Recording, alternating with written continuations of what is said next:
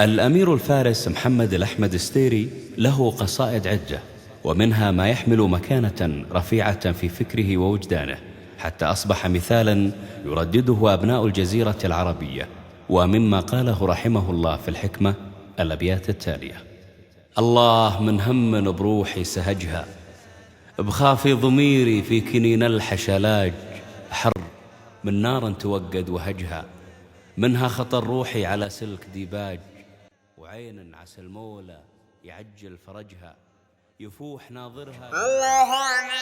الله من همن بروحي سهجها، خافي ضميري في كنين الحشلاج.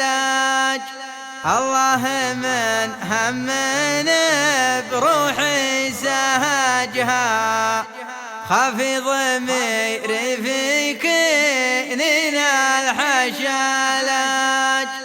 أحر من نار توقد وهجها، منها خطر روحي على سلك ديباج. وعين عسى مولاي عجل فرجها، يفوح ناظرها كما عينها الداج.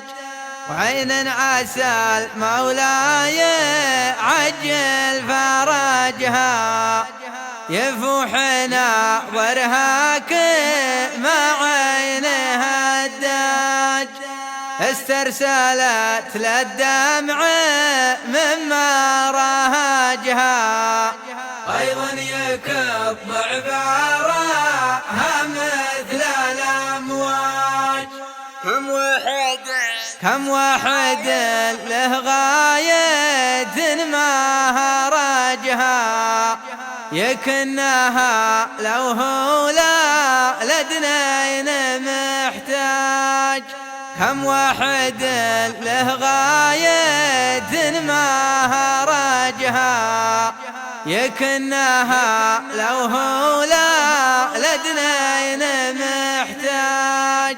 يخاف من عوج طوال عواجها، هرجت قفا يركض بها كلها الراج.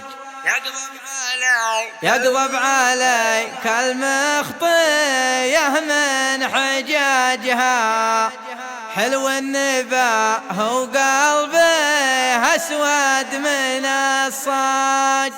يقضب عليك المخطية من حجاجها، حلو النبا هو قلبه أسود من الصاج.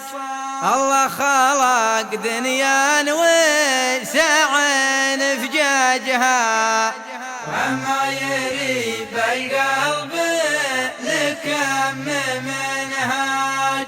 الله خلق دنيا وسع فجاجها، وما يريب القلب لكم منهاج. والرجل وانشطت لياليك سجها، عسى تواليها تبشر بالأفراج، عسى تواليها تبشر بالأفراج.